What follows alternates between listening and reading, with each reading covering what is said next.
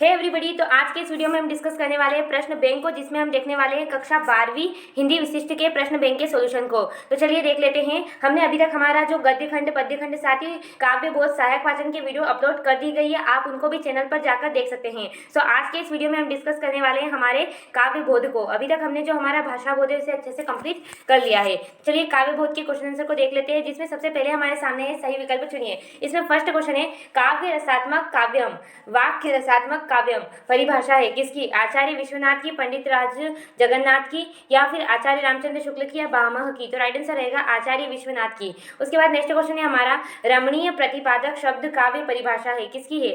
तो ये रहेगी पंडित राज जगन्नाथ की। उसके बाद नेक्स्ट क्वेश्चन है हमारे सामने महाकाव्य में होता है, महाकाव्य में क्या होता है? जीवन का खंड चित्रण, जीवन का वृहद चित्रण, जीवन का चरित्र चित्रण, या युद्ध का चित्रण? सो फ्रेंड, इसका राइट आंसर रहेगा जीवन का वृहद चित्रण। तो ये इसका राइट रहेगा। उसके बाद नेक्स्ट देख लेते हैं। नेक्स्ट है हमारे सामने कविता के प्रत्येक चरण में, कविता के प्रत्येक चरण में कितने वर्ण होते हैं? यहाँ सॉरी एरर मिस्टेक है, यहाँ पे प्रिंट मिस्टेक है, सॉरी।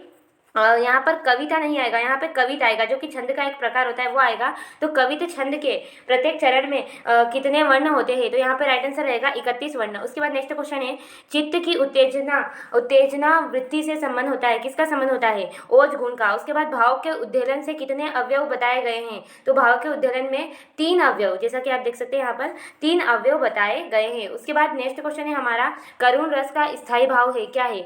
विस्मय, शोक, उत्साह, या जुगुप्सा? यानी कि यहाँ पे करुण रस का स्थायी भाव क्या बताया गया है? तो करुण रस का स्थायी भाव है शोक। तो यहाँ पर दो बार इन्होंने शोक दे दिया है, तो कोई बात नहीं, आप एक शोक लिख देना। उसके बाद नेक्स्ट क्वेश्चन है जहाँ कारण के बिना भी कार्य हो वहाँ अलंकार होता है, कौन सा अलंकार होता है? विभावना, विशोक्ति, व्यतिरेक, या फिर विरोधाभास? तो फ्रेंड यहाँ पर राइट आंसर रहेगा विभावना अलंकार होता है, क्योंकि जहाँ कारण के बिना भी कार्य होता है वहाँ पर विभावना अलंकार रहता है। उसके बाद काव्य की शोभा बढ़ाने वाले तत्व कहलाते हैं शब्द, शक्ति, छंद, गुण या अलंकार? तो फ्रेंड राइट आंसर रहेगा अलंकार कहलाते हैं। उसके बाद दुर्मिल सवैया में वर्णों की संख्या होती है, यानी कि जो दुर्मिल सवैया छंद है उसमें वर्णों की संख्या कितनी होती है? तो इसका राइट आंसर रहेगा 24 होती है, जो कि हमारा द वाला है। उसके बाद नेक्स्ट क्वेश्चन है चरण कमल सम कोमल में उपमान है, क्या है? चरण, कमल, कोमल या सम? तो राइट आंसर रहेगा चरण जो है वो उपमान है, तो ये इसका राइट आंसर चरण आएगा। उसके बाद नेक्स्ट क्वेश्चन है रिक्त स्थानों की पूर्ति कीजिए, रिक्त स्थानों की पूर्ति कीजिए में फर्स्ट है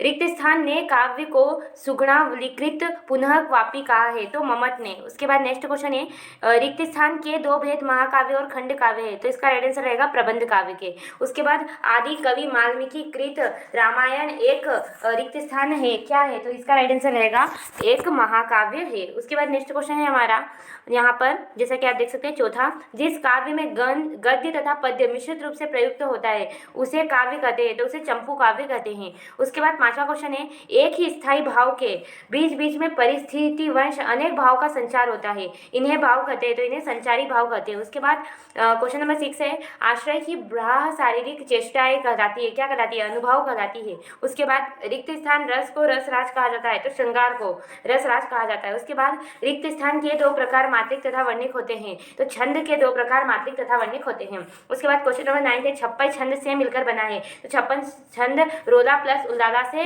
मिलकर बना है। उसके बाद नेक्स्ट क्वेश्चन है यहाँ पर, जैसा कि आप देख सकते हैं सहृदय के हृदय में स्थित अस्थायी भाव को कहते हैं, उनको संचारी भाव कहते हैं। तो ये हमारा आखिरी रिक्त स्थान कंप्लीट होता है। चलिए अब देख लेते हैं हमारे सत्य असत्य को, जिसमें सबसे फर्स्ट क्वेश्चन है हमारा प्रबंध काव्य के 2 भेद महाकाव्य और खंड काव्य होते हैं, तो इसका राइट सत्य होते हैं। सेकंड है श्याम नारायण पांडे द्वारा रचित हल्दी घाटी का युद्ध एक सुप्रसिद्ध महाकाव्य है, तो नहीं असत्य आएगा, क्योंकि हल्दी घाटी तो एक खंड काव्य है। उसके बाद ओज गुण शांत रस की कविताओं में पाया जाता है, तो ये भी असत्य रहेगा। ओके, उसके बाद नेक्स्ट क्वेश्चन है हमारा क्वेश्चन नंबर 4 माधुरी गुण का संबंध चित्त की उत्तेजना की वृत्ति से होता है, तो ये भी असत्य रहेगा। उसके बाद समस्त असिद्ध की उपस्थिति रहने पर भी कार्य संपन्न न हो वहाँ पर विभावना अलंकार होता है, तो इसका भी असत्य आएगा, क्योंकि विभावना अलंकार में कार्य हो जाता है बिना होते हुए भी, परंतु यहाँ क्या कहा गया है कि समस्त जो सिद्ध है उन असिद्ध के उपस्थित होने पर रहने पर कार्य संपन्न न हो, तो वहाँ इसलिए यहाँ पर क्या आएगा? असत्य आएगा। उसके बाद नेक्स्ट क्वेश्चन है 22 से लेकर 26 वर्णों तक के छंद सवैया कहलाते हैं, तो बिल्कुल इसका क्या आएगा? सत्य आएगा। चलिए नेक्स्ट क्वेश्चन देखते हैं। नेक्स्ट क्वेश्चन है प्रेम भक्ति का मूल आधार रति है, तो बिल्कुल सत्य इसका आएगा। राइट, सत्य। उसके बाद नेक्स्ट क्वेश्चन है, कविता का आभूषण अलंकार है, तो बिल्कुल इसका भी आएगा सत्य। कविता पढ़ते समय या समय विराम या रुकने को तुक कहते हैं, तो इसका असत्य आएगा, क्योंकि रुकने को विश्राम कहा जाता है। उसके बाद नेक्स्ट क्वेश्चन है हमारा, जहाँ रस होता है वहाँ गुण अवश्य होता है, तो बिल्कुल सही बात है, क्योंकि गुण के कारण ही रस उत्पन्न होता है। तो यहाँ पर क्या आएगा, यहाँ पर आएगा हमारा सत्य। तो इस प्रकार हमारे सत्य सत्य भी कंप्लीट होते हैं। चलिए अपनी सही जोड़ियों को देख लेते हैं, जिसमें फर्स्ट क्वेश्चन है हमारे सामने रामचरितमानस, तो इसका यह आएगा महाकाव्य। उसके बाद वाक्याम रसात्मक काव्यम, तो इसका आएगा आचार्य विश्वनाथ। उसके बाद रहीमन पानी राखिए, तो इसका इधर आएगा बिन पानी सब सुन। उसके बाद एक शब्द के एक से अधिक अर्थ हो, तो इसका आएगा शलेष अलंकार। उसके बाद हास्य रस का स्थायी भाव, तो इसका आएगा हास। उसके बाद पंचवटी, तो जो कि एक खंड काव्य, तो इसका ये आएगा। उसके बाद गेय मुक्तत, तो गेय मुक्तत है मीरा की पदावली, तो इसका ये आएगा सेवंत का। उसके बाद रस के अंग, तो रस के अंग होते हैं 4। और उसके बाद यहाँ पर क्वेश्चन सारे कवर होते हैं। वीर रस का स्थायी भाव, ये यहाँ से आ जाएगा। सो आई होप आप समझ गए होंगे कौन सा किसका है। ओके, तो आप देख लेना यहाँ पर। और चलिए अब नेक्स्ट क्वेश्चन को देखते हैं। तो फ्रेंड हमारा नेक्स्ट क्वेश्चन है, एक शब्द या एक वाक्य में उत्तर दीजिए। तो चलिए इनको देख लेते हैं। काव्य के कितने भेद होते हैं, तो काव्य के 2 भेद होते हैं, तो यहाँ पर आएगा 2। उसके बाद नेक्स्ट क्वेश्चन देखते हैं। नेक्स्ट क्वेश्चन है, विस्तृत कलेवर वाले काव्य को क्या कहा जाता है, तो विस्तृत कलेवर वाले काव्य को महाकाव्य कहा जाता है, तो राइट आंसर रहेगा महाकाव्य। उसके बाद नेक्स्ट क्वेश्चन है, जिस काव्य के छंदों का पूर्वावर संबंध न हो उसे क्या कहा जाता है, तो उसे मुक्तक, क्योंकि संबंध नहीं रहता है, ये मुक्त रहता है, तो इसे कहते हैं मुक्तक काव्य। सो राइट आंसर रहेगा मुक्तक। उसके बाद नेक्स्ट क्वेश्चन है, आधुनिक काल के 2 महाकाव्यों के नाम लिखिए। तो आधुनिक काल के 2 महाकाव्य कौन कौन से, एक तो है साकेत और दूसरा है कामयानी। चलिए अपने नेक्स्ट क्वेश्चन को देखते हैं। सो फ्रेंड हमारा नेक्स्ट क्वेश्चन है, 10वां रस किसे माना जाता है, सो 10वां रस ये इसको वात्सल्य रस को माना जाता है, तो राइट आंसर क्या रहेगा, वात्सल्य रस।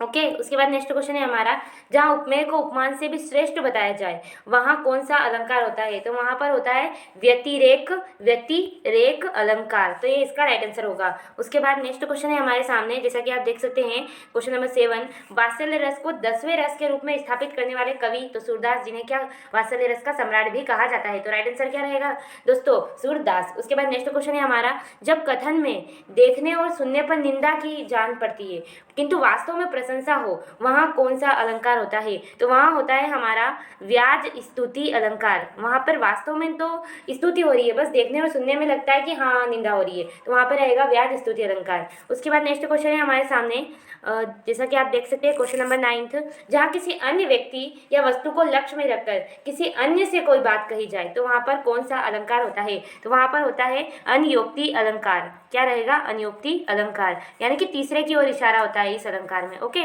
तो राइट आंसर रहेगा अनयोक्ति। अब नेक्स्ट क्वेश्चन है हमारे सामने क्वेश्चन नंबर 10, रोला और उल्लाला के संयोग से कौन सा छंद बनता है, तो इसका राइट आंसर रहेगा रोला और उल्लाला के संयोग से छप्पई छंद बनता है, छप्पई छंद बनता है, तो ये इसका राइट आंसर रहेगा। अब चलिए आगे के क्वेश्चन देख लेते हैं, जो कि थोड़े लॉन्ग क्वेश्चन है, मतलब उनमें सारे हमें छंद अलंकार और इनकी डेफिनेशन और उनके एग्जाम्पल पूछे हैं, तो चलिए इनको भी देख लेते हैं।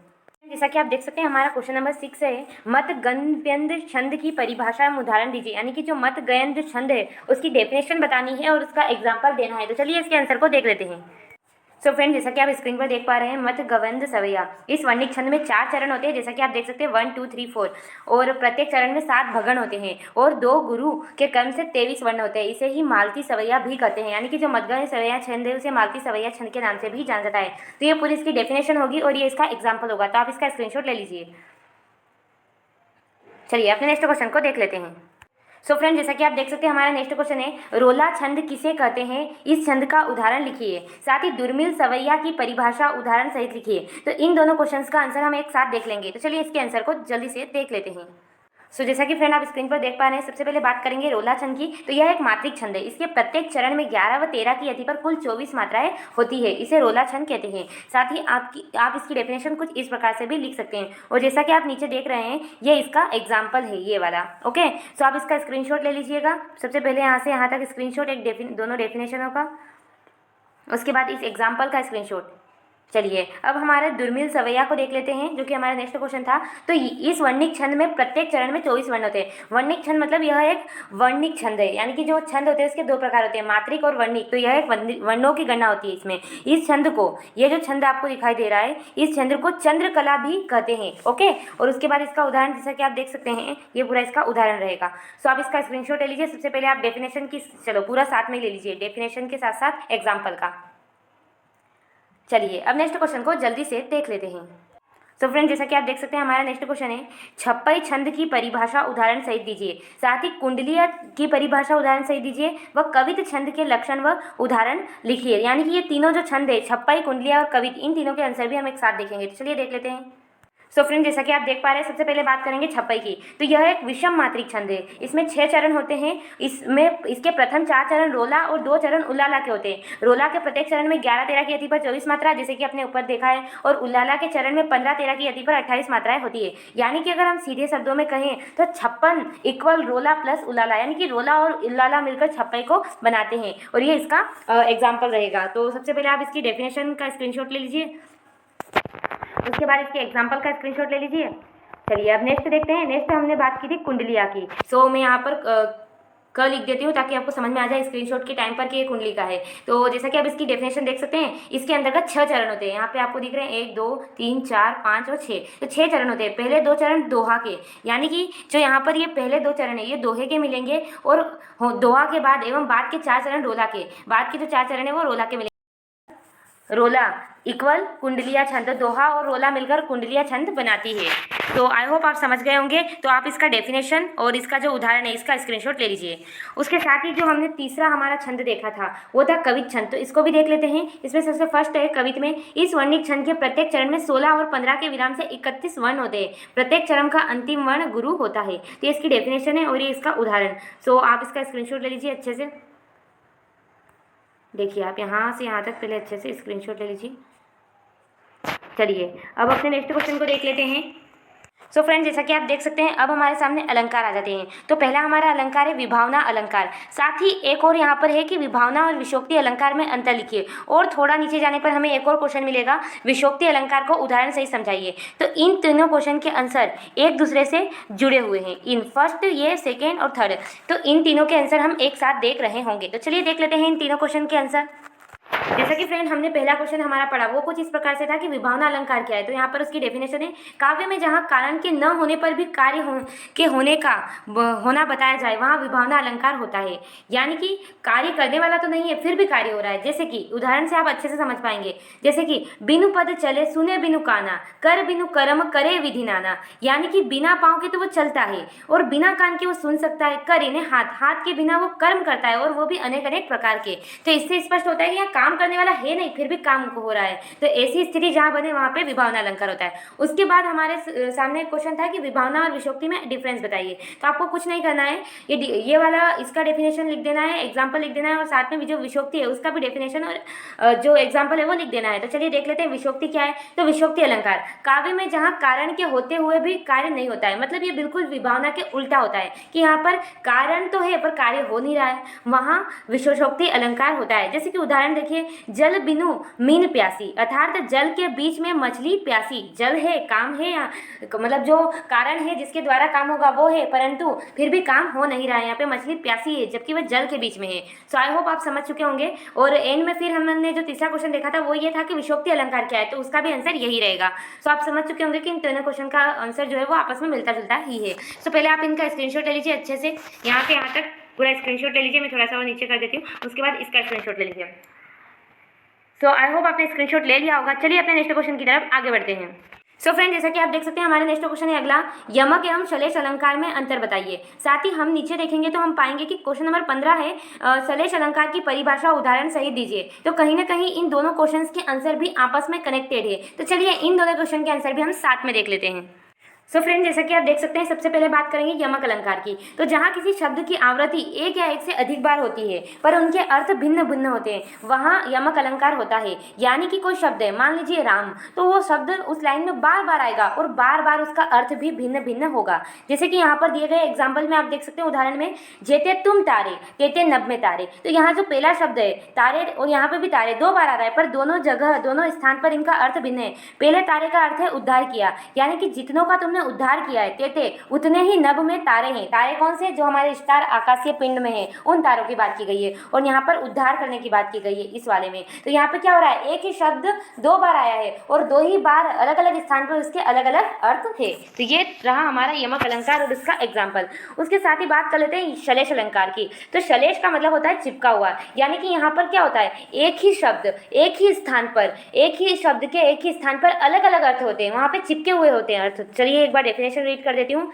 जहाँ काव्य में एक ही बार प्रयुक्त शब्द से एक ही स्थान पर 2 या 2 से अधिक अर्थ निकलते हो, वहाँ श्लेष अलंकार होता है। यानी कि यदि आप यहाँ पर देखेंगे, यदि वह शब्द दोबारा भी आता है, जैसा कि आप यहाँ पर देख सकते हैं, यदि वह शब्द दोबारा भी आता है तो उससे सारे अर्थ चिपके रहते हैं, बदलते नहीं है। यानी कि अगर वो शब्द पंक्ति में वापस दोबारा आ जाए तो भी वहाँ पर वही शब्द चिपके रहते हैं। जैसे कि रहीमन पानी राखिए, बिन पानी सब सुन, पानी गए न उबरे, मोती मानस सुन। यानी कि सबसे पहले यहाँ पे पानी जो है उसका मीनिंग है जो हमारा वास्तविक होता है जल, वो, और दूसरा इसका मीनिंग है हमारा इज्जत। तो एक ही स्थान पर 2 है यहाँ पर। जैसे कैसे कि रहीमन पानी राखिए, रहीमन जल राखिए, अगर पानी नहीं है तो सब कुछ सुना है। और दूसरी बात, रहीमन इज्जत राखिए, सम्मान राखिए, बिन सम्मान, बिना सम्मान के सब कुछ सुना है। तो एक ही स्थान पर 2 अर्थ हो रहे ना, तो ऐसे इसी को कहते हैं श्लेष अलंकार। सो आई होप आपको समझ में आ गया। चलिए आप इसका स्क्रीनशॉट ले लीजिए, दोनों का साथ में ले लीजिए।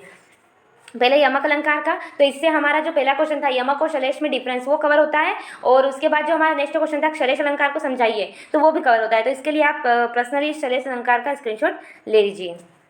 सो आई होप आपने स्क्रीनशॉट ले लिया होगा। चलिए अपने नेक्स्ट क्वेश्चन को जल्दी से देख लेते हैं। सो फ्रेंड, जैसा कि आप देख सकते हैं, हमारे सामने अब नेक्स्ट क्वेश्चन है, क्वेश्चन नंबर 14, श्रृंगार रस का स्थायी भाव उदाहरण सहित लिखिए। तो चलिए इसके आंसर को भी जल्दी से वॉच कर लेते हैं।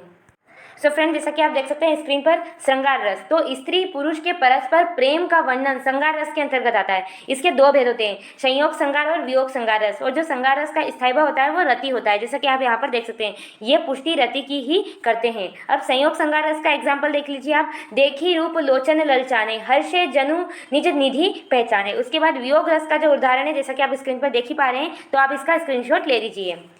तो चलिए अपने नेक्स्ट क्वेश्चन की तरफ आगे बढ़ते हैं।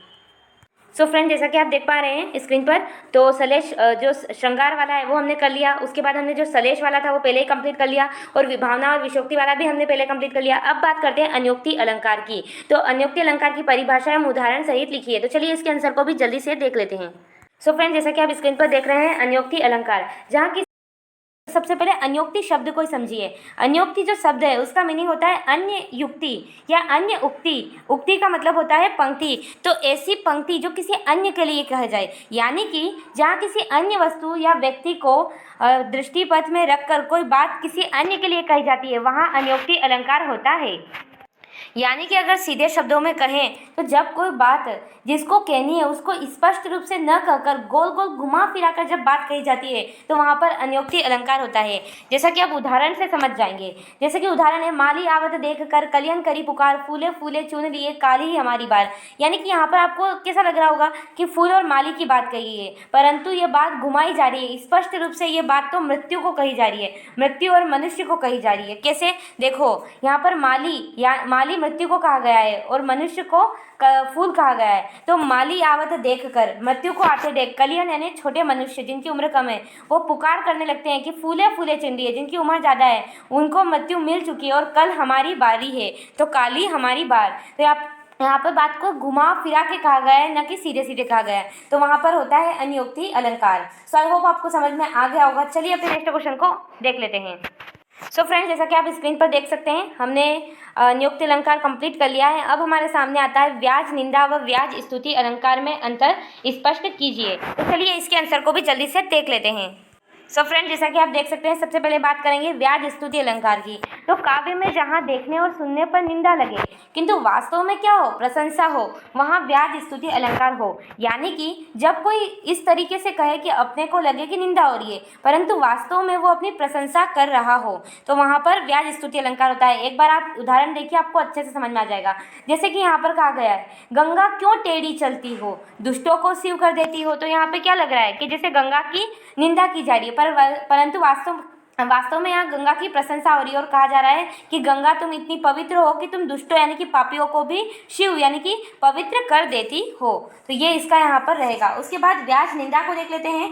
तो व्याज निंदा अलंकार, काव्य में जहाँ स्तुति यानी कि प्रशंसा का आभास हो किंतु वास्तव में निंदा हो, व्याज निंदा अलंकार होता है। यानी कि ये बिल्कुल व्याज स्थिति के विपरीत है। यानी कि यहाँ पर लगेगा कि अपनी प्रशंसा हो रही है परंतु वास्तव में जो लोग रहते हैं वो अपनी निंदा कर रहे होते हैं। तो इसको कहते हैं व्याज निंदा अलंकार। जैसे कि नाक कान बिनु भिगनी तुम्हारी, क्षमा किनी तुम धर्म विचारी। तो यहाँ पर ऐसा लग रहा है मानो कि प्रशंसा हो रही है परंतु वास्तव में यहाँ पे क्या हो रही है, निंदा हो रही है। तो इसे कहते हैं व्याज निंदा अलंकार। और अगर हम हमारे दैनिक दिनचर्या का उदाहरण लें तो जैसे कि कभी कभी क्या होता है कि कोई अपन कुछ ऐसी बातें कर देते हैं तो फिर हमें कोई कहता है कि अरे तू तो महान है, तो वहाँ पे ऐसा लग रहा होता है जैसे हमारी प्रशंसा हो रही है परंतु उसके पीछे उसका निंदा का उद्देश्य होता है क्योंकि हमने कोई गलत काम किया होता है। तो उस टाइम पे वो उस प्रकार से बोलता है कि अरे तुम तो महान हो। तो इसका मतलब ये होता है कि यहाँ पर हो तो प्रशंसा जैसा लग रहा है परंतु वास्तव में यहाँ पर